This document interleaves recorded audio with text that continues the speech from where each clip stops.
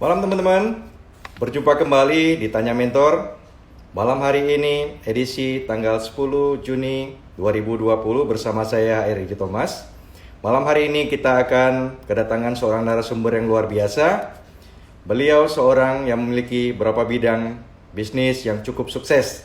Namun beliau juga seorang sosok yang sangat luar biasa, yang humble dan suka berbagi. Beliau adalah seorang founder dan CEO dari Bauhaus Living, founder dari Nasi Uduk Busum, founder dari Hotelo, dan juga seorang praktisi bisnis, serta seorang developer properti, yaitu perumahan The Savannah. Malam hari ini kita akan undang beliau, yaitu Pak John Alan. Kita akan memanggil beliau.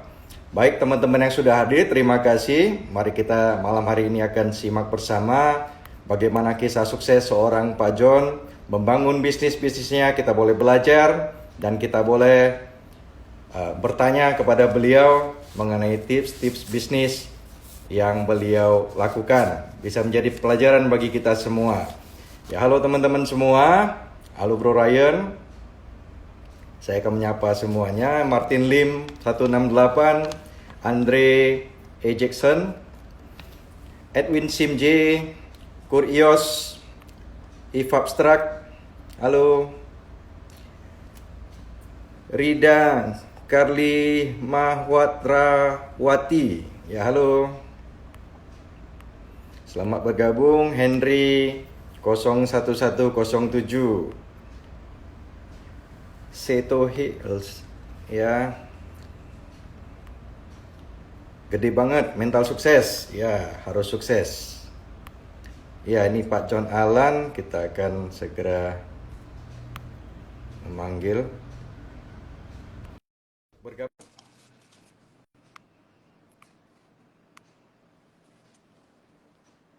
Halo Pak Agus dari Medan.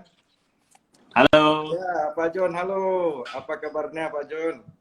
selamat malam semuanya. Malam. Ya, malam teman-teman. Inilah Pak John Pak yang Radi, tadi selamat saya sudah malam. kenalkan. Gimana kabarnya Pak John? Baik Pak, luar Baik. biasa. Pak John ini luar biasa, setiap hari rajin olahraga Pak ya. Setiap saya telepon pagi selalu sedang olahraga gitu Pak. Oke Pak, Ya, sebelumnya saya akan perkenalkan diri dulu kepada teman-teman siapa narasumber kita malam hari ini.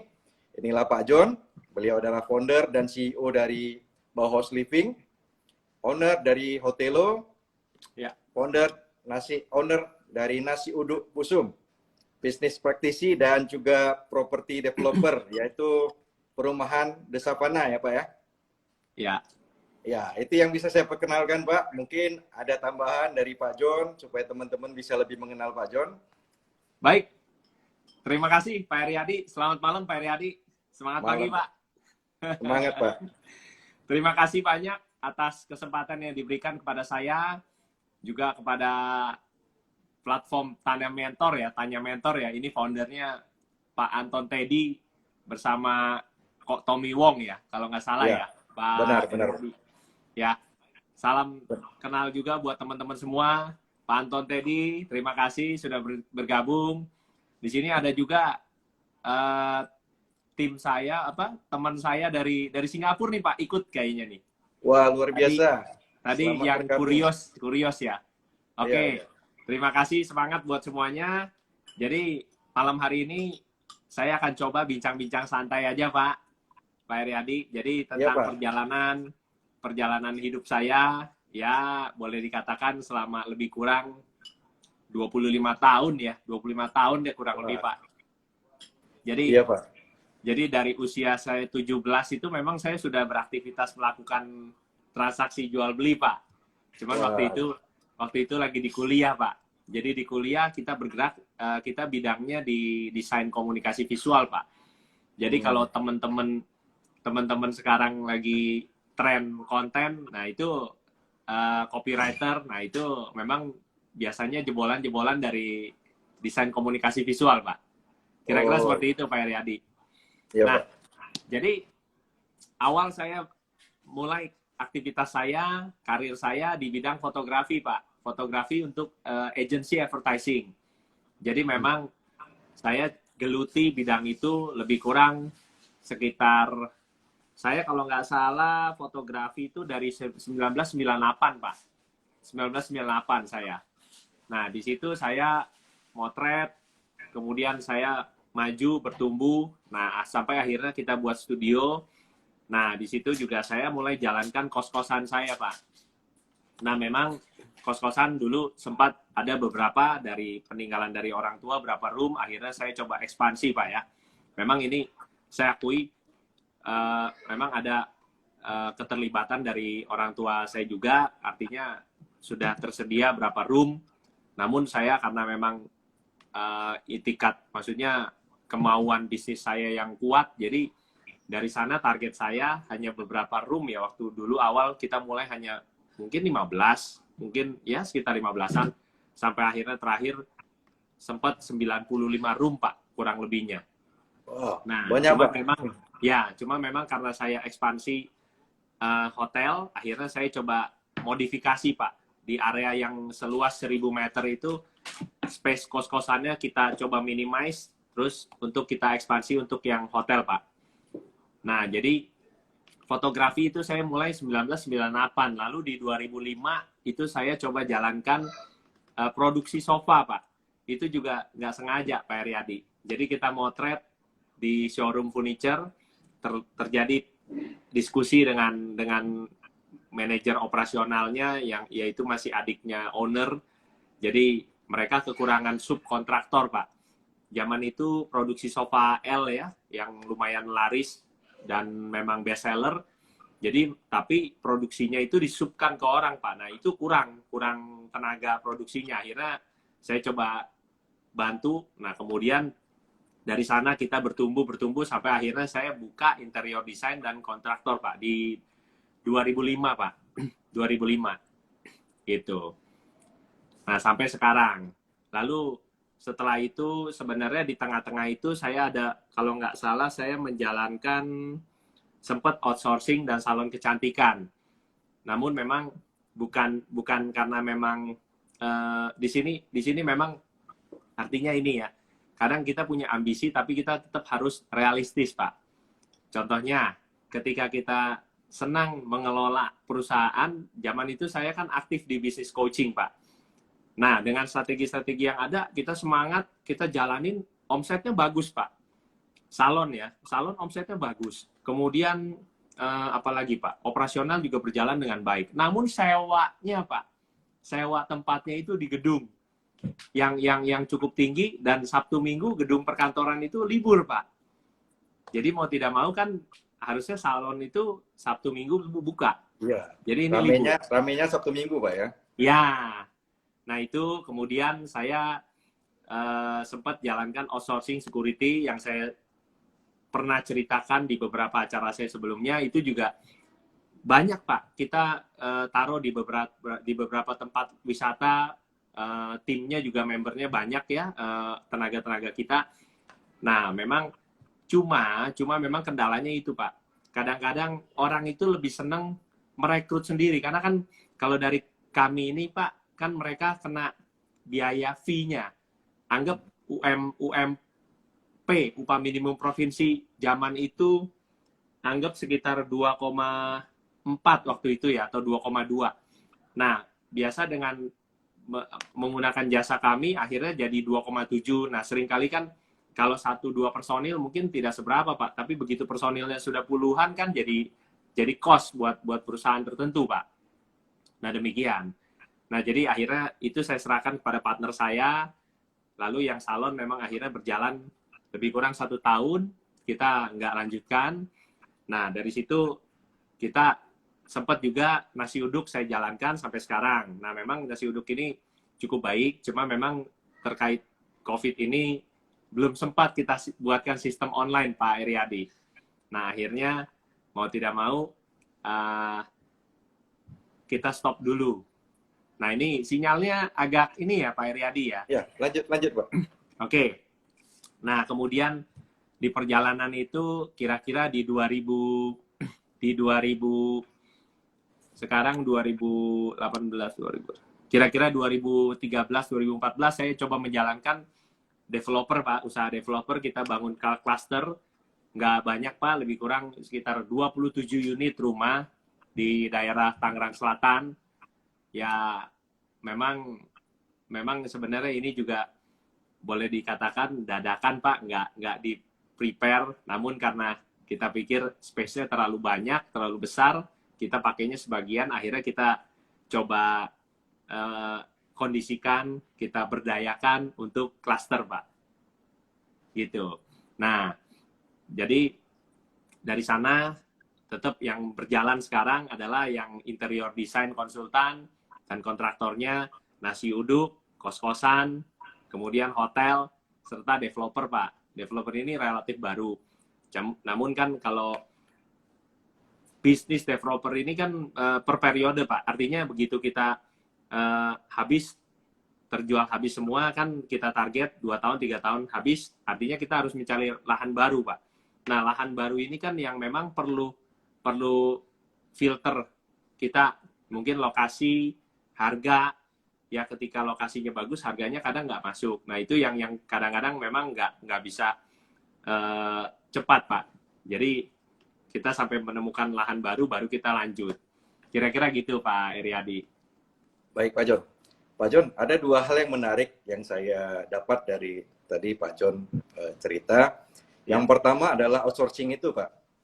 Itu adalah jika memang perusahaan bisa dapat UMR Pak, tapi mereka tetap menggunakan jasanya outsourcingnya Pak John begitu ya. Pastinya ada satu nilai lebih begitu Pak. Nah itu apa Pak? Nah yang kedua, saya melihat tadi usaha House Living ini berarti latar belakangnya itu dari furniture sofa itu Pak ya? Ya, setuju Pak. Mulai menjadi sebuah usaha, menjadi konsultan dan menjadi kontraktor gitu Pak ya. Ya. Boleh diceritakan sedikit Pak kedua hal tadi Pak? Oke, tadi yang jasa outsourcing Pak ya. Yang outsourcing artinya Bapak tanyakan kan ini harganya relatif mahal tapi tetap kenapa orang masih pakai jasa outsourcing Pak? Iya, pasti punya kelebihan gitu Pak. Nah, itu apa nilai plus yang membuat perusahaan percaya dengan outsourcingnya Pak John begitu Pak? Oke. Jadi gini Pak, memang seperti kata pepatah, tidak kenal maka tak sayang.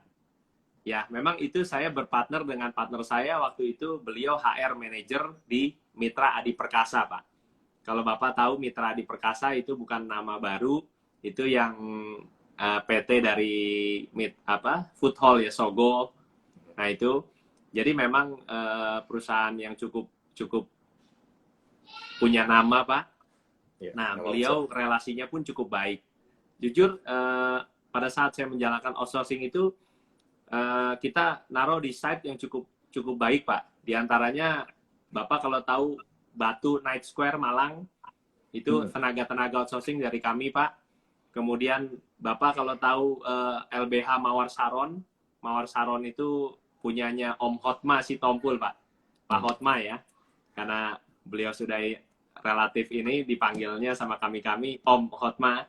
Kemudian di SPBU Hayamuruk Pak, sampai saat ini masih dipegang oleh partner saya Pak, yang di Jakarta ya, Jakarta Barat.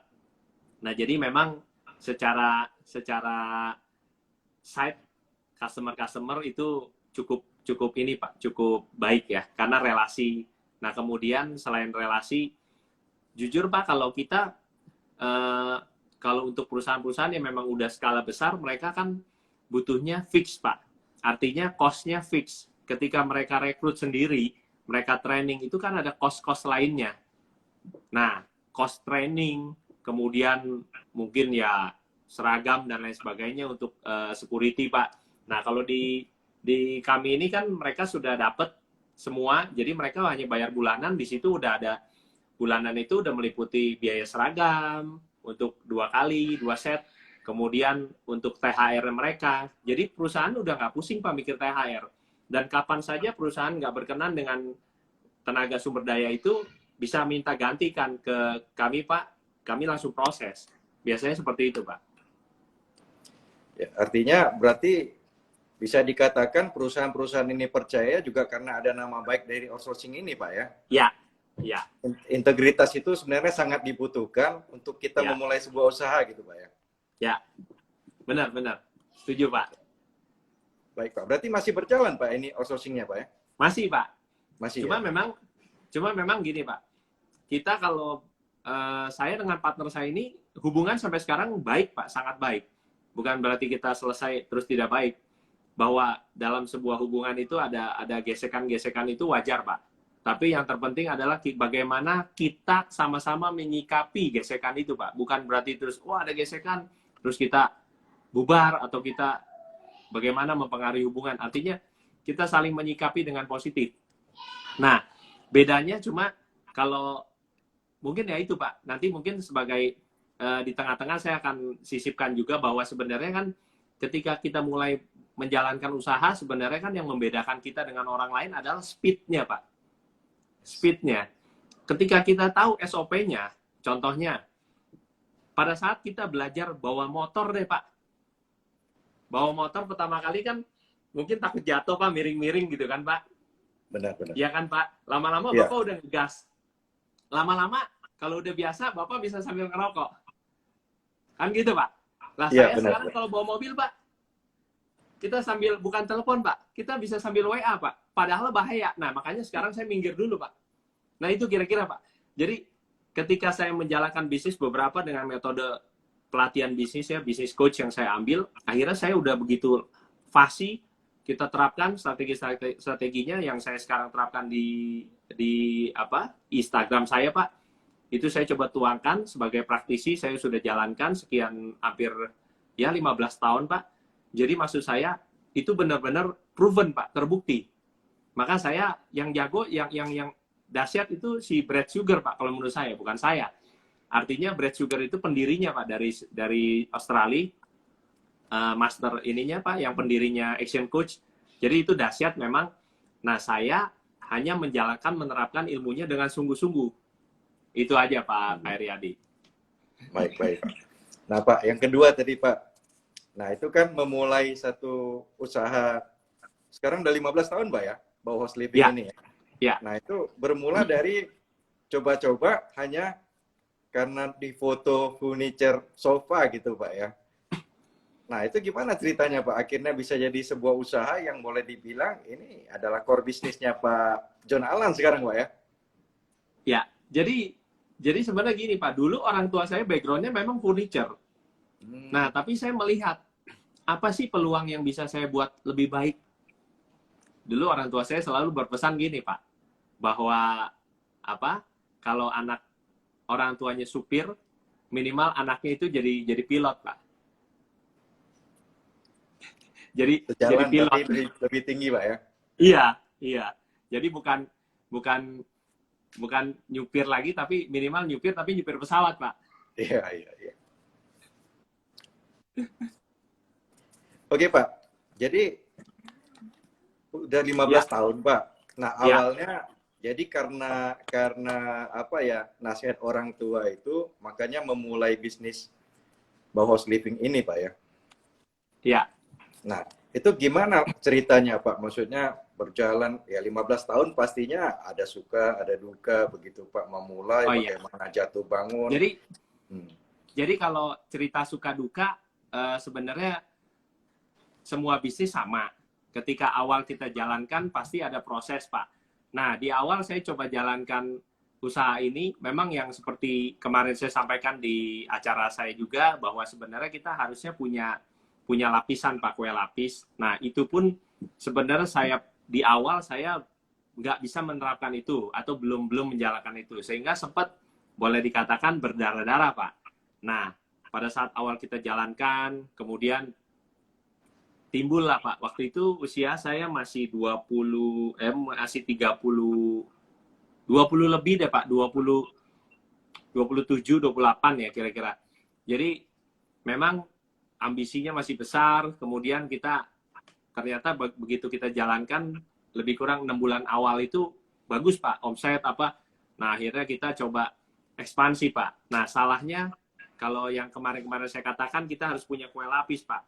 yaitu kita harus punya rekening operasional dalam bisnis, kedua operasional tidak aktif, ketiga rekening profit, Pak. Jadi begitu kita ada keuntungan, kita sisihkan dulu di rekening profit sebagai cadangan kedua, Pak. Lalu yang dibawa lagi itu deposito, nah baru reksadana, baru terakhir properti, Pak. Nah, ketika kita loncat dari awal, kita ada cash lebih, kita langsung properti. Sebenarnya kalau berjalan baik-baik saja, itu oke, Pak. Tapi begitu itu ada kendala, nah ini kan properti ini tidak liquid, Pak. Nah, kalau kita coba gradasi dari atas rekening operasional, kalau memang ini habis, kita masih punya cadangan, Pak, operasional tidak aktif. Kita masih punya cadangan lagi rekening profit, kita masih punya cadangan lagi deposito, Pak. Baru reksadana atau saham, baru terakhir properti, Pak. Gitu. Nah, makanya di sana timbullah, begitu kita jalankan, nah itu kan bank akan menilai, Pak, kapasitas atau mungkin capability, Pak, kemampuan ya. Di samping capital, Pak ya. Artinya modal, di samping itu ada capability, artinya kemampuan bayar, Pak. Selain karakter ya. Saya yakin ketika kita punya kemampuan bayar, artinya bank menilai, Pak, dari revenue kita atau dari revenue kita itu paling enggak kita pendapatan kita itu kita harus maksimum angsuran kita tuh setiap bulan nggak lebih dari 30%, Pak. Nah, jadi saya lupa ya dari revenue atau dari pendapatan bersih kita, penghasilan bersih, Pak. Mungkin profit ya mungkin. Jadi nggak boleh lebih dari 30%. Karena apa? Itu mempengaruhi nanti kemampuan untuk mengangsur, Pak. Nah, di sana, Pak, saya invest beberapa, nah cukup besar, sampai akhirnya kurang lebih di 2012, 2013 itu kita sempat, Pak, situasi pandemi COVID ini menurut saya nih, Pak, di usaha saya malah lebih parah yang 8 tahun lalu, Pak, 2012. Artinya kita sempat nggak bisa beroperasi. Artinya gini, kebanyakan angsuran kita pun sampai bingung, nggak tahu ini sebenarnya nih prediksinya salah hitung, Pak. Nah, akhirnya kita bertahap menyempurnakan, mengembalikan kepercayaan juga pelanggan. Artinya pelanggan pun sempat kan dengan cash itu terganggu, otomatis proyek terganggu, Pak. Nah, di sana, Pak Eriadi. Nah, jadi dari sana, dengan bank pun sendiri kita sempat ya bermasalah ya. Artinya macet. Nah, sampai akhirnya kita bisa pulih. Nah, itu juga suatu kerja keras, Pak. Dan keyakinan ya tentunya ya. Kita harus yakin bahwa sebenarnya bisnis itu adalah gimana ownernya, Pak. Artinya bisnis itu adalah cerminan owner. Kalau ownernya memang tekun, kerja keras, semua pasti kendala pasti bisa kita hadapi. Ya kan, toh kita nggak sendiri, kita punya rekan, kita punya teman. Nah, salah satunya yang properti yang saya beli itu untuk workshop itu, Pak, yang 3.500 yang saya develop jadi perumahan itu salah satunya berkat bantuan teman saya. Ya kita bilang kita jual klaster, akhirnya teman saya beli, ya sudah kita bisa melunasi bank, Pak, dengan untuk penjualan 3 unit pertama. Kira-kira seperti itu, Pak Eriadi. Ya, baik, Pak. Itu yang sebenarnya sering terjadi di pengusaha, Pak ya. Ya. Jadi sebenarnya bukan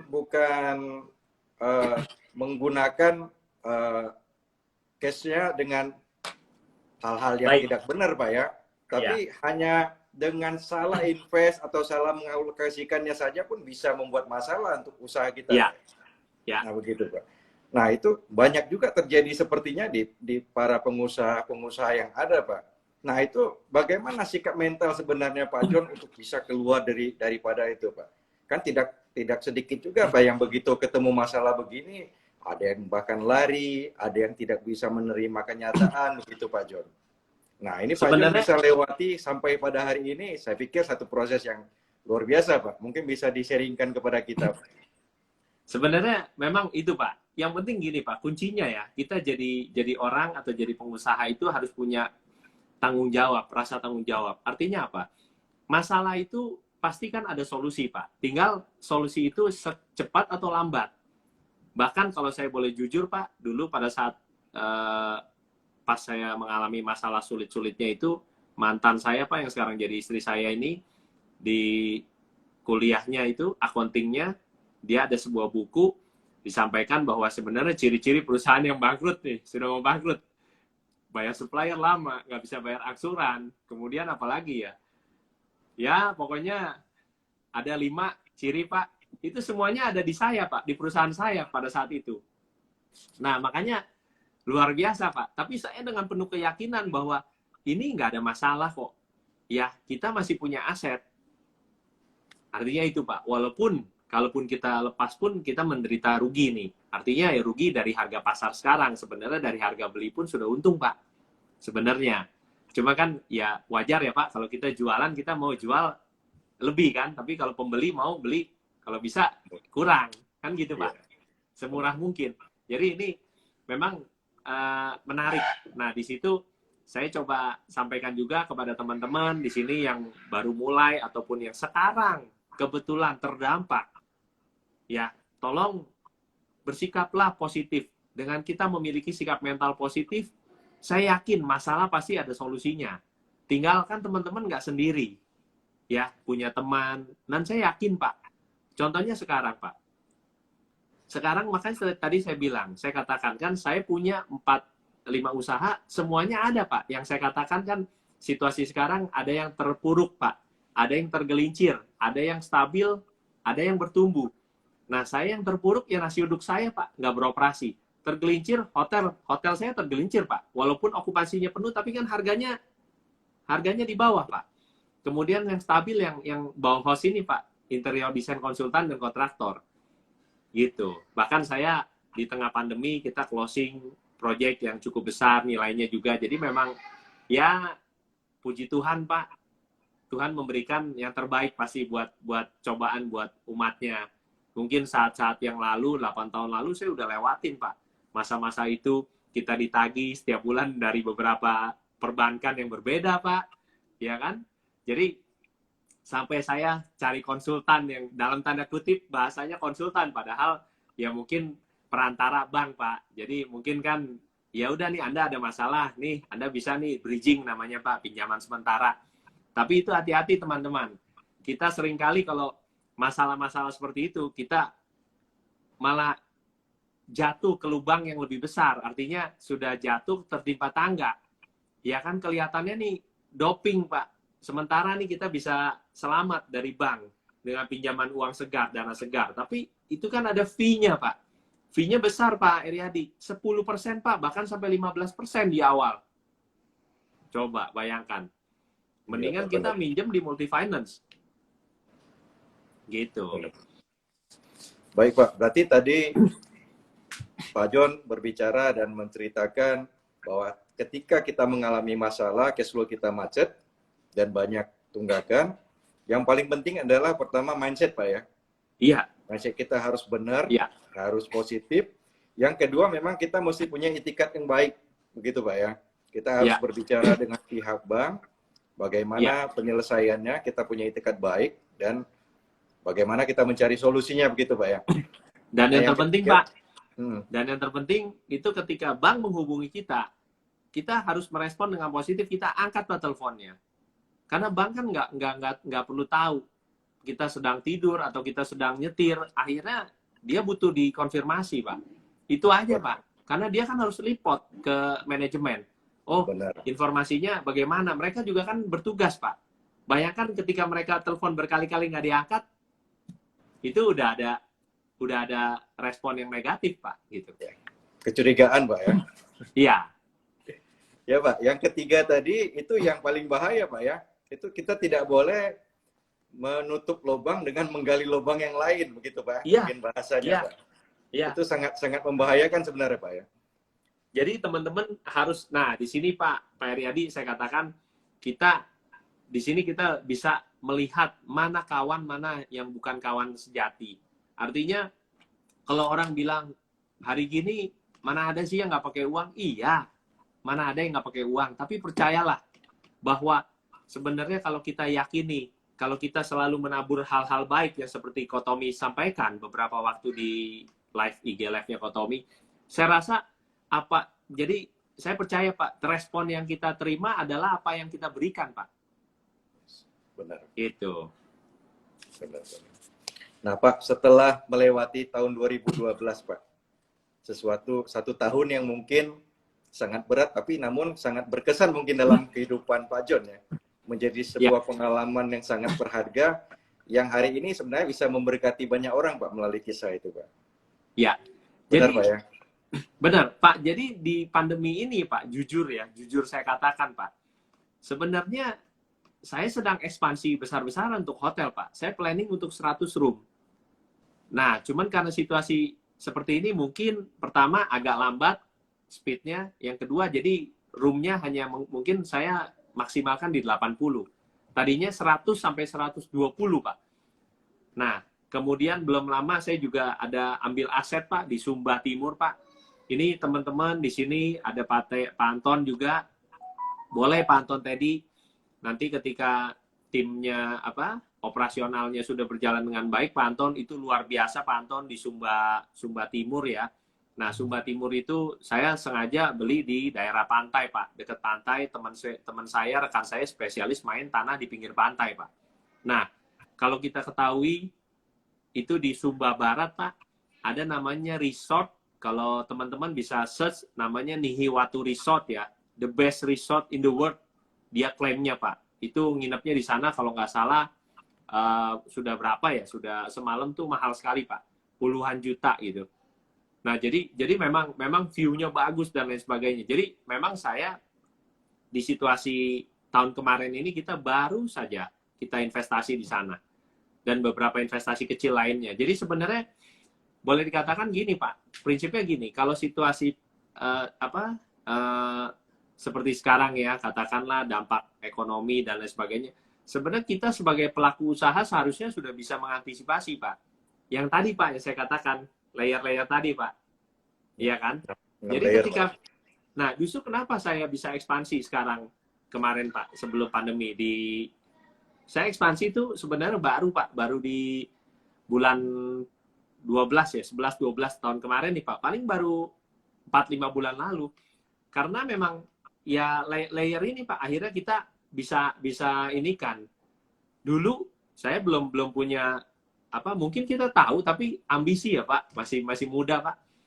Ini juga pesan ya buat teman-teman yang masih muda, sebenarnya kalian hadapi aja kerjaan, tantangan, hadapi dengan positif ya, dengan sikap mental yang bijak. Akhirnya kita pasti dapat melewati badai itu. Oke, baik, Pak. Nah, teman-teman, jika ada pertanyaan mungkin bisa ditulis di kolom bawah sebelum saya melanjutkan pertanyaan kita berikutnya ya. Mungkin bisa Silakan. juga komen, bisa juga memberikan pertanyaan gitu, Pak. Ini ada sahabat saya yang senang belajar juga nih, Pak Agus ini. Iya, Silakan Pak Agus. Malam Pak Agus, malam Bu Hendra.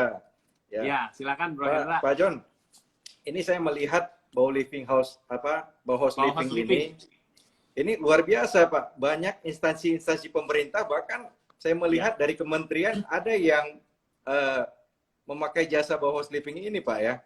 Nah, ada, itu bagaimana bisa, itu kan tidak mudah pastinya, Pak, untuk mencapai titik tersebut, saya pikir ya. Karena banyak sekali orang juga yang mentender, tapi tidak dapat begitu, Pak. Nah, boleh sharing sedikit, Pak. Oke. Apa yang menjadi nilai plus dari Bauhaus Living sehingga banyak instansi pemerintah bisa mempercayakan Bauhaus Living ini, Pak? Ya.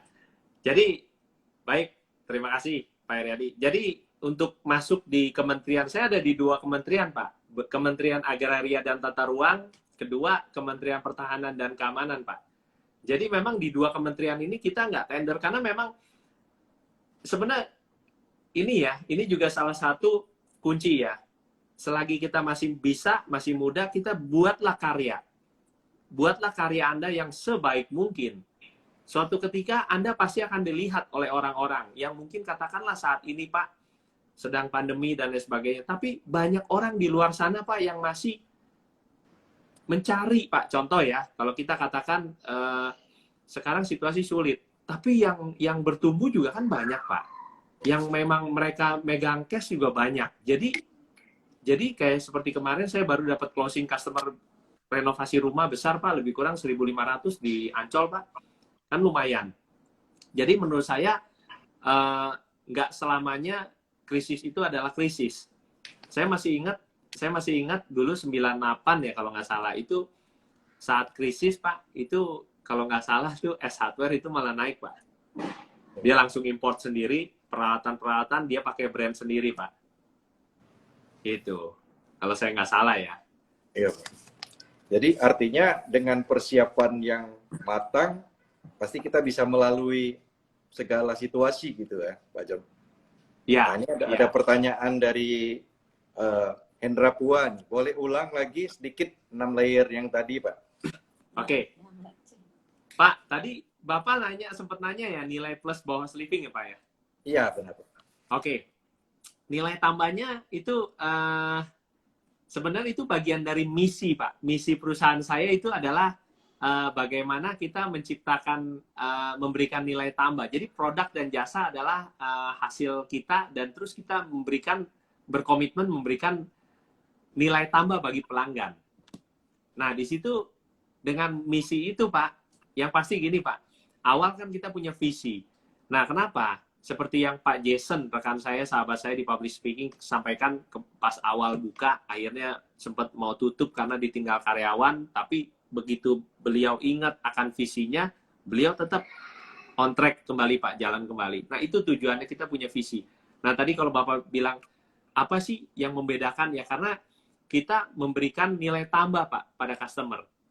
Dan pelayanan nomor 1 buat saya. Jadi, kalau di kementerian itu Pak ya, kalau ditanya, kita tanya mereka, Pak, mohon izin, ini jadwalnya kapan? Jadwalnya kemarin, deadline-nya Pak. Artinya apa Pak? Kita udah kerja seperti robot. Kalau mereka minta besok selesai ya, gambarnya selesai Pak. Karena tim saya cukup sigap. Memang jam terbang Pak. Kita sudah 15 tahun, tim saya rata-rata sudah bekerja 10 tahun Pak.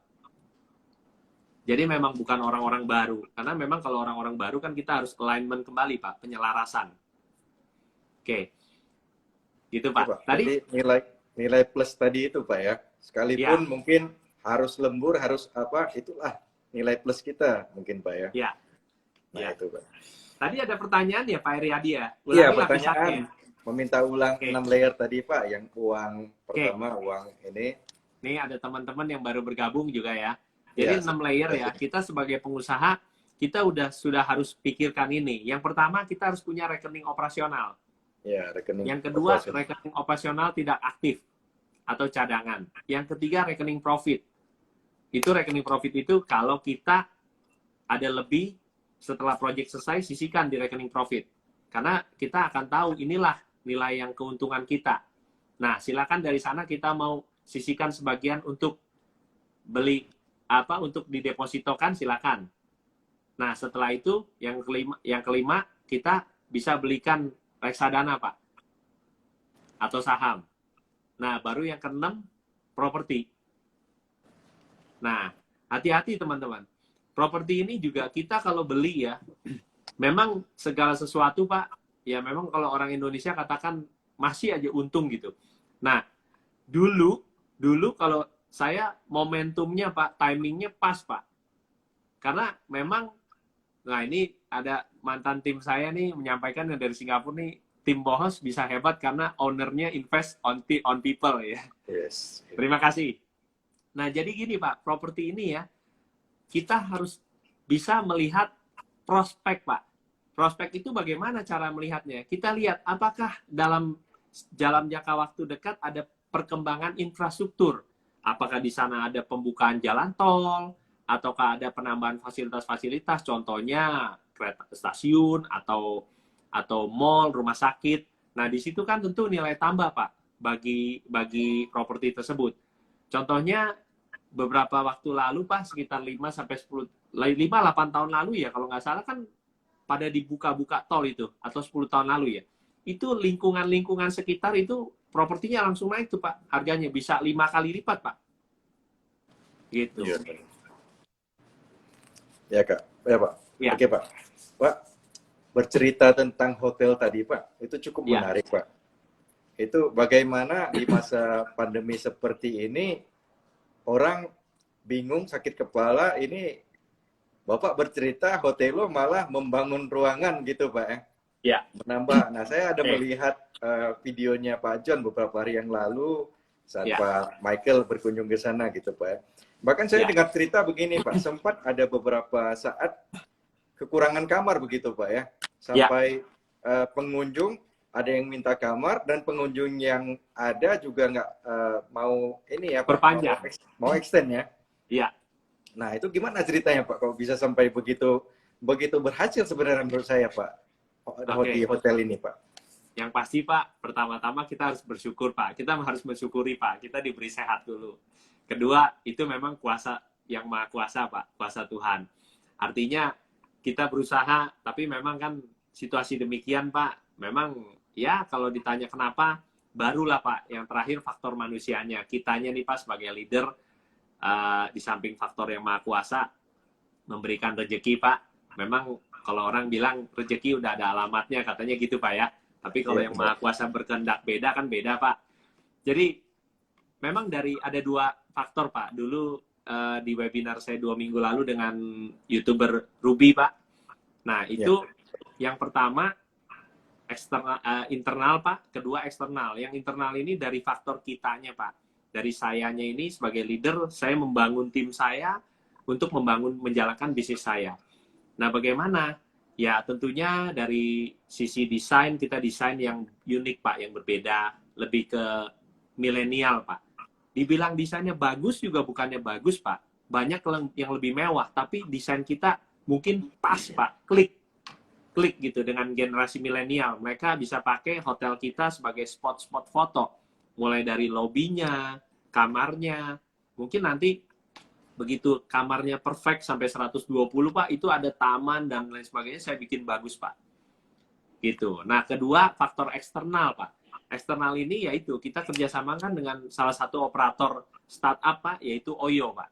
Kebetulan kita kerjasamakan dengan Oyo, tapi bukan berarti kita kerjasama yang sifatnya permanen. Kan ini kan mereka sistemnya kontrak Pak, 3 tahun, 5 tahun, nanti kita perpanjang. Ya dari situ kan bisa aja ketika operator lain masuk, tapi sebenarnya ketika kita rasa nyaman, kita tetap lanjut. Nah, Oyo itu bisa menggaransi okupansi, Pak. Karena dia punya sistem cukup baik secara mendunia, ya di Jakarta aja dia cukup banyak propertinya yang memakai sistem Oyo, otomatis kan dia akan bisa membuat komparasi harga, Pak. Lalu memberikan properti kita ini harga terbaik. Kira-kira seperti itu, Pak. Nah Pak, itu kan bekerja sama dengan salah satu platform itu Pak. Nah Ya, itu mungkin bisa bagikan nggak Pak? Susah tidak untuk bekerja sama dengan mereka Pak? Dan apa sih kelebihannya kita kerjasama dengan platform begitu Pak? Fasilitas apa yang kita dapat, keuntungan apa yang kita bisa peroleh Pak? Ketimbang misalnya kita buka sendiri tanpa bekerja sama begitu Pak. Mungkin kan bisa pertanyaannya, bagikan pengalaman itu Pak. ini pertanyaannya Pak Riyadi ini naluri bisnisnya berjalan dengan baik. Saya memang tunggu-tunggu nih Pak pertanyaan ini. Jadi begini Pak, kalau dikatakan tadi saya sampai lupa nih Pak. Gimana Pak? Jadi Nah, ini kan bekerja sama dengan platform Pak. Gimana sih cara bekerja sama dengan platform itu? Dan apa sih keuntungan kita Pak, fasilitas kita yang kita dapatkan begitu Pak, dengan bekerja sama? Jadi oke, baik. Kalau dikatakan bagaimana Pak, sebenarnya mereka juga proaktif Pak. Tim Oyo itu secara sales mereka punya target, mereka proaktif Pak. Maka kalau kita lihat perkembangan 5 tahun terakhir ini Oyo di mana-mana Pak. Nah, lalu kalau bentuk kerjasamanya gini Pak, kita memanfaatkan momentum Pak. Ketika mungkin 5 tahun yang lalu atau 3 tahun yang lalu kan mereka baru Pak, lagi ekspansi. Nah, Bapak sering dengar tentunya, kalau orang ekspansi perusahaan startup itu mereka kegiatannya ngapain Pak? Melakukan promosi dengan bakar-bakar uang. Benar.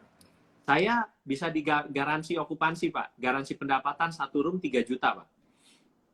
Jadi kalau room saya 100, itu 300 juta Pak setiap bulan. Per bulan ya. Sepi tetap 300. Kalau lewat nanti dikali Pak, kita dapat 70%. 70%-nya katakan misalkan kalau okupansi roomnya 100, kalau pendapatan 500 juta, 70%-nya 350 kan Pak. 350 ya udah berarti itu milik kita. Tapi kalau pendapatannya 400 juta, itu 70%-nya kan 280 Pak. Nah, mereka tetap akan memberikan kita 300. Jadi mereka tambahkan 20 juta dari kas mereka. Wah, menarik sekali Pak ya. Ya. Itu apakah masih berlaku Pak? Seandainya ini pada saat ini teman-teman mungkin ada memiliki hotel yang mau bekerja sama dengan mereka, atau mungkin kan terkadang setelah lewat promosi itu Pak sudah berbeda sistemnya begitu. Nah, setuju Pak.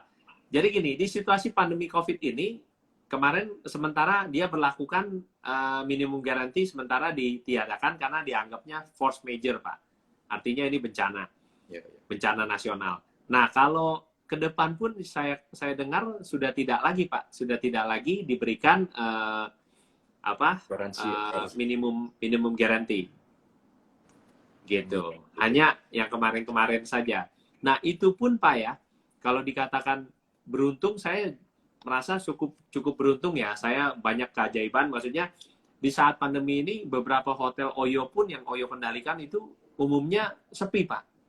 Dan yang ramai itu hanya kalau nggak salah 2 atau 3 properti yang memang baru dan desainnya pun cukup oke. Gitu. Kira-kira itu Pak Riyadi. Ini ada pertanyaan lagi kan nih teman-teman nih? Ada Pak. Nah, sebentar Pak ya. Ini dari, nah sedikit balik ke belakang tadi Pak. Dari Juliana Lingding. Dari mana ya? Sebentar.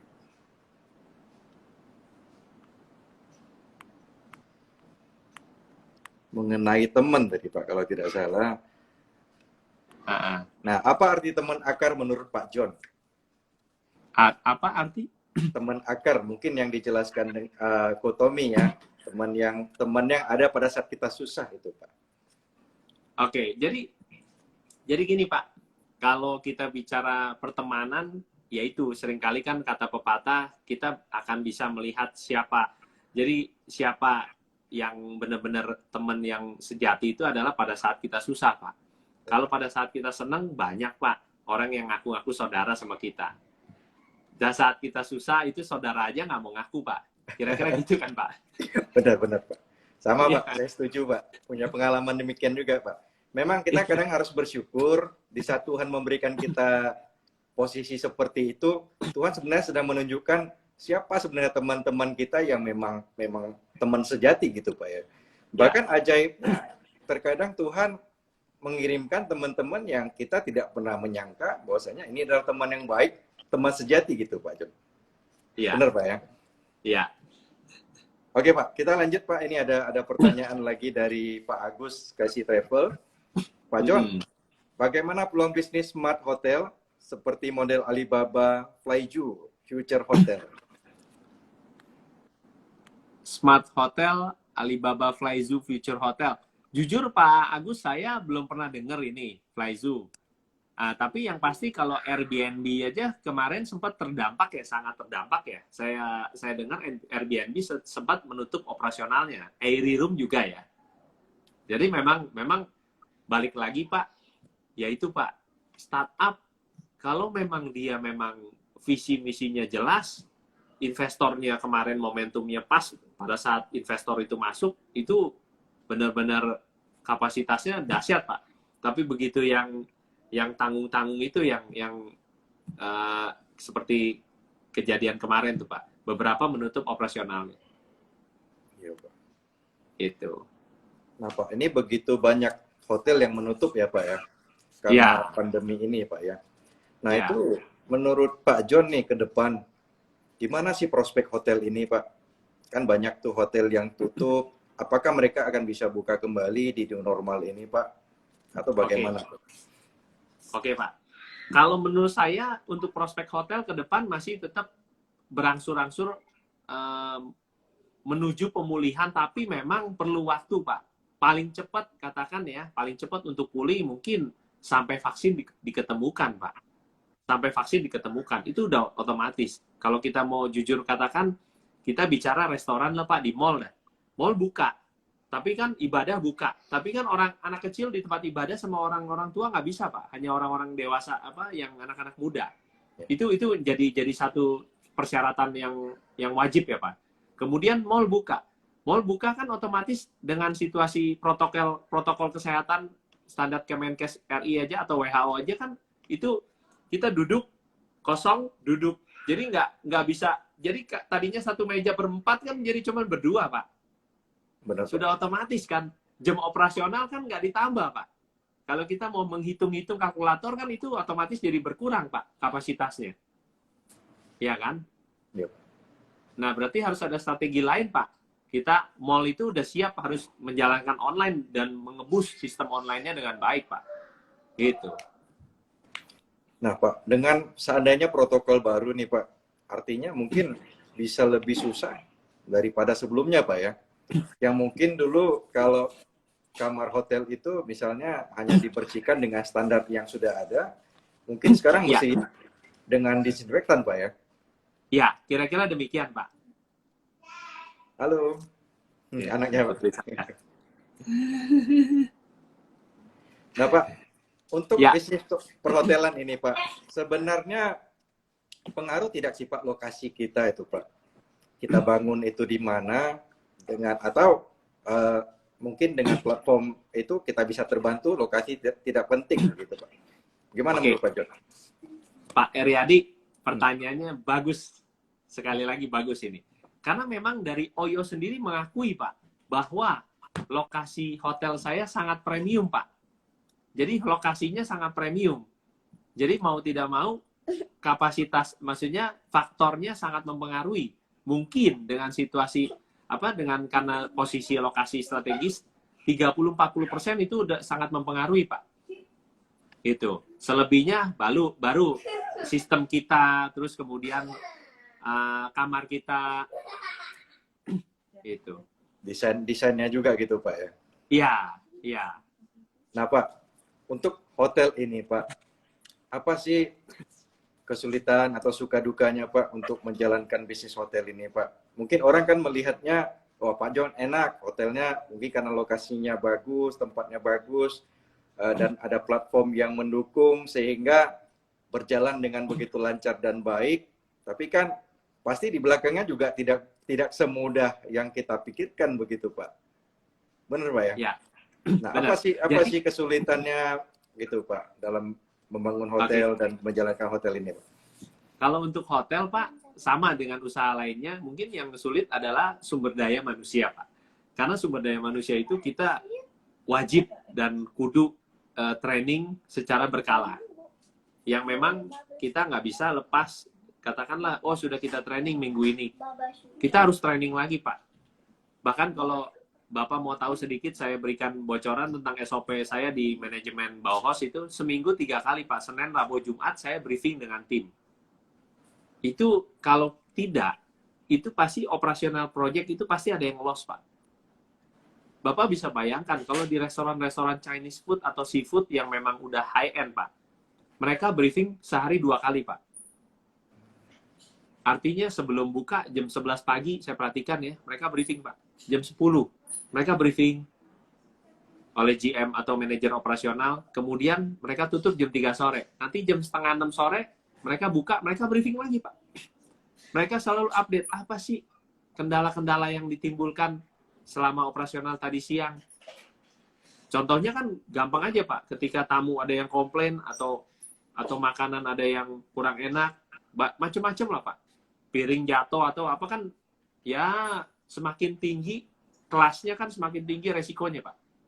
Benar. Customer-nya kan lebih edukatif, Pak. Maksudnya orang-orang yang makan di sana mereka expect-nya dengan harga yang cukup mahal, rasa pelayanan, Pak. Iya kan? Begitu kita melayaninya kurang servisnya kurang cukup baik, akhirnya kan orang komplain. Kira-kira itu, Pak Eriadi. Nah, ini menjadi insight yang bagus buat kami, Pak. Buat teman-teman juga, sebenarnya mungkin bisa digunakan untuk semua usaha, Pak ya. Jadi kalau mau usahanya bagus dan berkembang, artinya briefing tadi adalah saya menangkapnya adalah evaluasi, Pak ya. Kita harus sering-sering evaluasi bagaimana pelayanan kita, bagaimana kinerja kita, Pak ya. Sehingga apa yang kurang kita bisa perbaiki dan kita tambah pelayanan kita gitu, Pak. Pak, nggak terasa sudah tinggal 5 menit, 5 Pak. menit lagi. Ya. 5 menit lagi, Pak. Pak, ini ada titipan pertanyaan, Pak. Nah, sebelum kita akhiri, mungkin bisa untuk Pak John jawab. Pak John Alan, pastinya dalam merintis bisnis sejauh ini ada jatuh bangun. Kira-kira tips apa yang bisa diberikan kepada teman-teman supaya bisa bangkit di situasi seperti ini? Terkhusus untuk teman-teman yang baru memulai usaha. Nah, itu ada titipan pertanyaan, Pak, untuk Pak John. Oke. Yang pasti gini, teman-teman, ada 3 hal yang perlu diperhatikan, ya, tentang perencanaan untuk situasi pandemi COVID ini ya, tentang tim, lalu tentang cash. Nah, mungkin kalau untuk yang baru beroperasi kita ambil 2, perencanaan dan tentang cash. Artinya, kalau tips untuk usaha atau yang baru mulai usaha, artinya kalau pada saat usaha, ketika kita memiliki cash berlebih, itu kita tetap harus punya planning, Pak. Jangan kita semau-maunya kita mau memakai menggunakan uang kita itu dengan tanpa perencanaan yang baik. Nantinya akan sia-sia. Padahal kita ngumpulinnya udah susah payah, Pak. Nah, Benar. jadi tetap harus perencanaan. Namun, ketika kita lagi di bawah juga kita harus merencanakan, Pak. Membuat target. Jadi jangan juga kita lalai, oh ini susah ya, udah kita beralih saja, jual telur aja deh, gitu. Kan ada itu viral, Pak. Orang kantoran yang gajinya berapa juta, puluhan juta, itu akhirnya dipecat atau di PHK, dia jual telur dan dengan modal pinjaman akhirnya laris, Pak. Ya itu kan. Ya tetap menurut saya kita yakini, Pak. Gitu loh. Apalagi teman-teman yang usaha yang boleh dikatakan sekarang baru mulai, itu kan umumnya makanan dan lain sebagainya yang ringan-ringan, beban komunikasi ringan, Pak. Artinya customer nggak perlu mikir panjang-panjang lama-lama untuk memutuskan membeli. Saya sering, di sini ada sahabat saya juga nih, ini ada bakmi ayam cepe. Ini memang keluarga saya juga senang bakmi, jadi kalau ketika kita mengkonsumsi, kita order beberapa gitu. Jadi ya itu artinya kita harus punya rencana yang baik, Pak. Pada saat kita baru mulai kan tentu belum ada omset, Pak. Kita jangan pesimis. Nah, sebaliknya pada saat kita udah beroperasi, kita ada lebih juga, kita jangan takabur, Pak. Kita harus punya perencanaan yang baik terhadap cash-nya kita. Itu, Pak. Ya, Nah, di sini banyak pertanyaan lagi nih, Pak. Udah mau ini. Oh, udah. Enggak. udah. Terima kasih. Ya. Nah, terima kasih, Pak. Malam ini sungguh luar biasa sharingnya, Pak. Ini teman-teman yang belum follow Pak John Alan, boleh follow di atas ini. Oh iya. _Alan21. Ini Nah, itu. John_Alan21. Nah, atau juga bisa follow di @Bauhaus Living. Ya. Itu Pak John ya. Ya, teman-teman jadi saya bisa buat ikuti. tip, Pak, tip bisnis untuk teman-teman. Saya praktekkan apa yang sudah saya jalankan, saya buatkan dalam IG saya, teman-teman bisa lihat. Terima kasih banyak, teman-teman. Nah, itu teman-teman, ini kita bisa belajar dari Pak John. Pak John ini seneng sharing dan akun Instagramnya ini sungguh luar biasa. Banyak berbagi hal-hal yang baik, berbagi hal-hal yang sangat berguna menurut saya, Pak. Makanya malam ini saya tertarik untuk mengundang Pak John, gitu. Pak John Alan sungguh luar biasa. Ya. Pak, mulai Rabu depan setiap minggu saya ada sesi tanya jawab dengan coach saya, Coach Priyono, Pak. Iya. Oh, baik, Pak. Bisa juga ikuti ya setiap Rabu, Pak. Jam berapa, Pak? Iya, jam 9 pagi, Pak. Nah, jam 9 pagi teman-teman boleh ikuti ya di ini IG-nya yang di atas ini. John_Alan21. Nah, teman-teman bisa ikuti, mungkin bisa dapat ilmu-ilmu yang berharga di sana. Baik, cukup sekian Pak John. Terima kasih banyak untuk sharing dan ilmunya. Terima kasih semua teman-teman yang sudah ikuti. Terima kasih teman-teman. Sungguh luar biasa. Selamat malam. Ya, selamat malam semua. Kita jumpa kembali esok malam di Tanya Mentor pada jam 7 malam. Baik, terima kasih semuanya. Terima kasih Pak Haryadi. Ya, terima kasih Pak John. Terima kasih teman-teman.